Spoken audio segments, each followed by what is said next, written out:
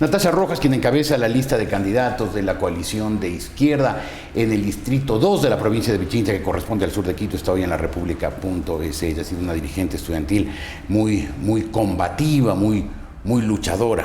Usted quiere ahora al Congreso a mantener ese ritmo de lucha. Buenos días. Muy buenos días, un gusto compartir esta entrevista. Bueno, los candidatos de las listas 15-18 vamos a la Asamblea Nacional a hacer respetar la Constitución, a reformar leyes de acuerdo a lo que establecen los preceptos constitucionales y a presentar proyectos de ley que tengan que ver con ella, pero también a recuperar la autonomía y la independencia de la Asamblea Nacional, a que juegue su papel de fiscalización, y para ello uno de los elementos fundamentales será las reformas a la Ley Orgánica de la Función Legislativa, para que no sea una comisión, 10 asambleístas los que definen si habrá o no juicios políticos, si se hace o no fiscalización, sino que sea el Pleno de la Asamblea Nacional. Casos muy graves que no ha fiscalizado la Asamblea, caso Dusac, Pedro Delgado, los comicheques, el sobreprecio en las ambulancias, por señalar algunos ejemplos. Recuperar la autonomía de la Asamblea será uno de los objetivos fundamentales para nosotros. Recuperar la autonomía para de ahora en adelante los casos de corrupción sean investigados por la Asamblea, o la Asamblea, si usted iría a investigar los casos de corrupción enormes, muchísimos, que ha habido durante estos 6 años de correísmo. Por supuesto, tenemos que fiscalizar los 6 años del correísmo, el papel que han jugado los ministros, los funcionarios públicos, todas las denuncias de asambleístas y de la ciudadanía en general respecto a hechos de corrupción. Miren el país, mientras se deja 200.000 jóvenes fuera de las universidades, no pasa absolutamente nada con las denuncias de copia de la tesis del candidato a la vicepresidencia de la República, Jorge Glass, con el presidente saliente Correa.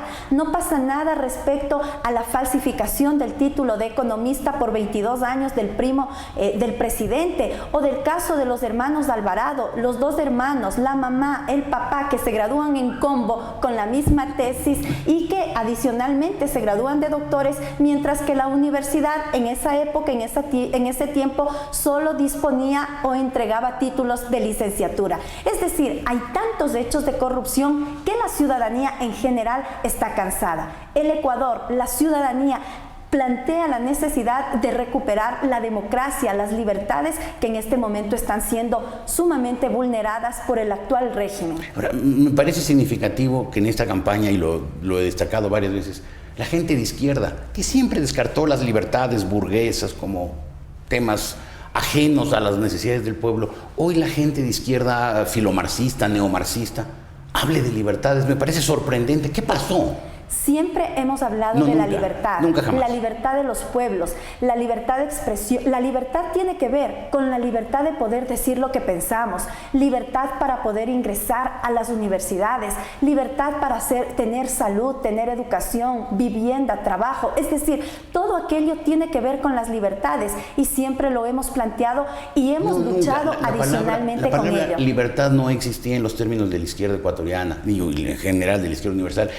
Descartaron la libertad pensando que la libertad se la puede sacrificar en aras de la igualdad, que es lo que importa. Ahora, cuando ustedes sienten lo que es no tener libertad de expresarse, de reunirse, de asociarse, cuando las organizaciones sociales cercanas a ustedes son perseguidas, reprimidas, enjuiciadas, de pronto descubren el valor de la libertad, lo cual me parece valiosísimo, y le estoy elogiando, no le estoy cuestionando.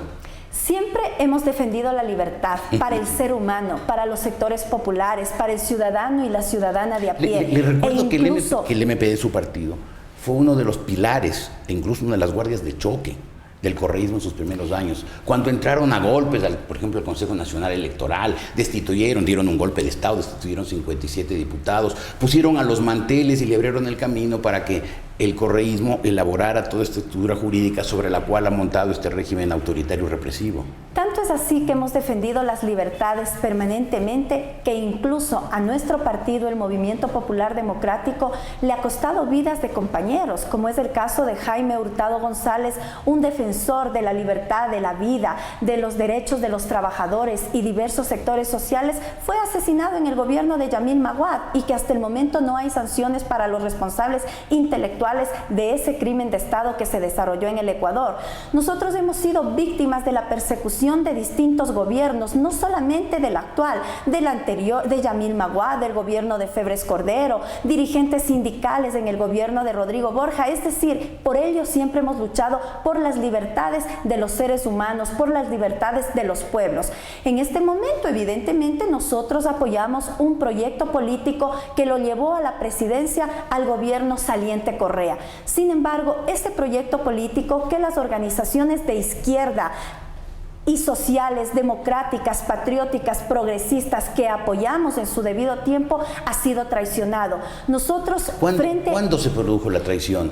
Empezó a producirse la traición cuando se estaba discutiendo la Constitución de Montecristi. Por ejemplo, el gobierno de Correa se oponía a establecer la gratuidad de la educación superior. Estudiantes universitarios tuvieron que movilizarse hacia Montecristi cuando se pretendía imponer un sinnúmero de elementos que incluso provocó la renuncia de nuestro compañero candidato a la presidencia de la República, Alberto Acosta, a dirigir esa Asamblea Nacional por las presiones, por el autoritarismo, la prepotencia y por cómo se quería manipular la asamblea en Montecristi. Pero evidentemente también cuando este gobierno empieza ya de lleno a girar hacia la derecha. La izquierda en el gobierno de Rafael Correa, como dice Alberto Acosta, se encuentra al fondo a la derecha. Miren, Natalie Celi, ex secretaria particular del gobierno de Yamil Maguad, embajadora en los Estados Unidos.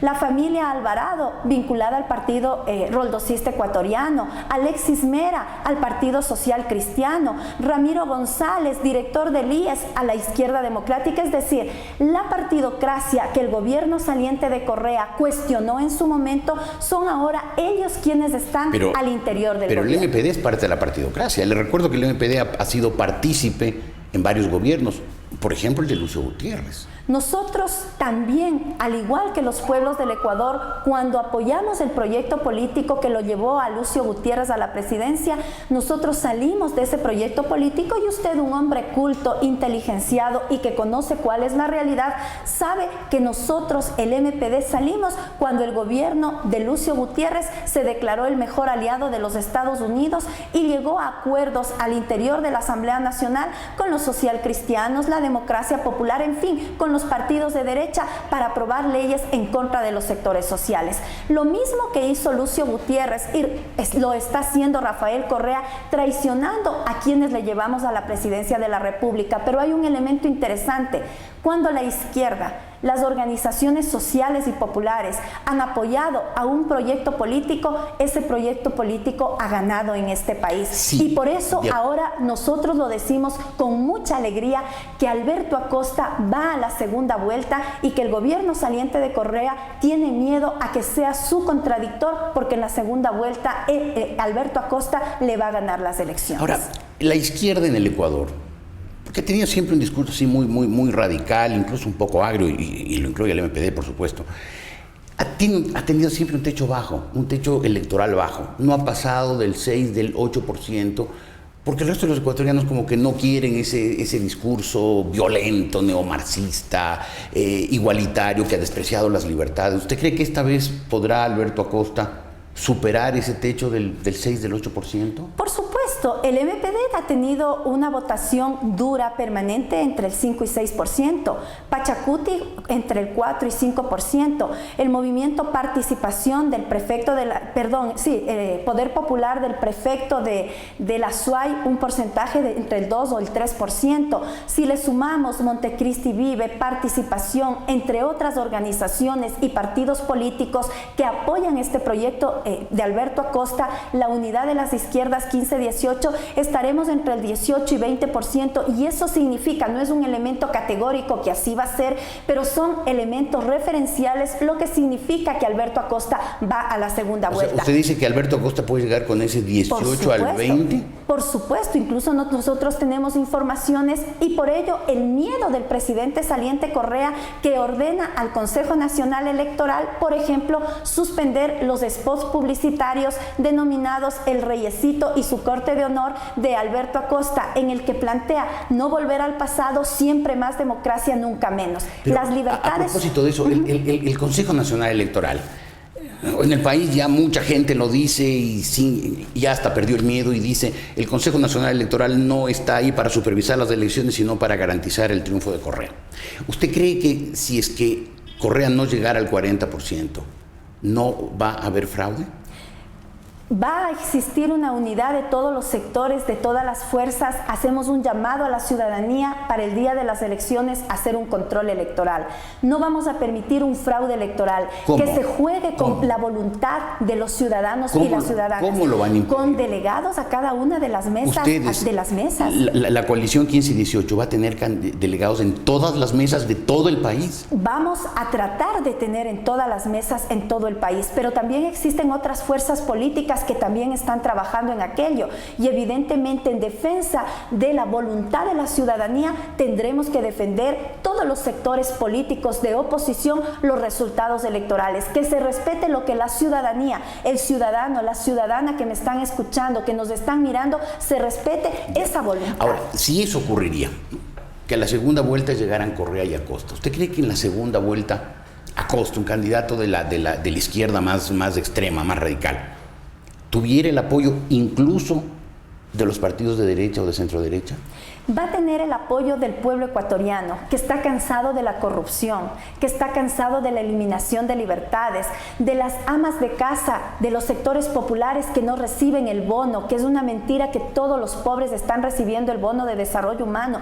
Quienes están cansados de tantos... ¿A usted le consta que es una mentira? Por supuesto, varias mujeres. Pero si hay 2 millones de pobres, es decir, que reciben el bono, muchos más de los que había al empezar el gobierno de Correa. Y si hay muchos pobres, como dice usted, que no reciben el bono, ¿quiere decir que hay mucha gente que no necesita el bono que está recibiendo? Posiblemente. Considero que es necesario hacer una auditoría de cómo se está manejando el bono de desarrollo humano para establecer adecuadamente. Si usted fuera legisladora, fuera elegida, ¿haría una auditoría del manejo del bono durante estos años? Con la voluntad popular voy a ser legisladora, voy a la Asamblea Nacional y por supuesto hacer estas auditorías a distintos elementos, a los contratos petroleros, a los contratos mineros, a cómo se ha desarrollado ahora. Es increíble, la obra pública en el Ecuador se desarrolla sin concursos de licitación. De acuerdo a un informe entregado el día de ayer por el economista Pablo Dávalos, se establece que todas las obras en estos 6 años, de acuerdo a precios referenciales a nivel internacional, en el Ecuador cuestan 14.000 millones de dólares más. Es impresionante la corrupción en el Ecuador y ahí está el dinero para resolver los problemas fundamentales que tiene el país. Perfecto, entonces usted quiere ir, por lo que le oigo, al Congreso a hacer básicamente fiscalizadora, por supuesto legisladora también, pero la fiscalización sería su objetivo. Será un elemento fundamental y llevo 3 propuestas en concreto. Adicionalmente, muy pocas palabras. El ingreso libre de los jóvenes a las universidades, porque no se puede jugar con el futuro de la juventud. Pero eso ha funcionado mal en todas partes. No, y significa hacer reformas a la Ley Orgánica de Educación Superior. 200.000 chicos se han quedado fuera de las universidades. Para mí es fundamental un sistema de admisión a las universidades. 2, la seguridad social, universalizarla y que ello signifique la jubilación de las mujeres trabajadoras a los 25 años de servicio sin límite de edad voluntariamente. 3, la afiliación a las mujeres amas de casa al Seguro Social y a los trabajadores autónomos por cuenta propia. Y 3, ponerle un alto a tanto impuesto y a tanto tributo en el Ecuador, y para ello llevo como propuesta las reformas al Código de Organización Territorial, Autonomías y Descentralización, que les permite a los alcaldes y a los prefectos del país que cobren los impuestos, las tasas, las contribuciones, patentes a pequeños negocios, patentes a profesionales, de acuerdo a como ellos consideran. Consideramos en este ámbito establecer techos y eliminar los impuestos que afectan a los sectores populares. Perfecto, Natasha Rojas, muchas gracias por haber estado aquí. Natasha es candidata a asambleísta en la provincia de Pichincha, en el distrito número 2 del sur de Quito. Ella es candidata de la coalición de izquierdas.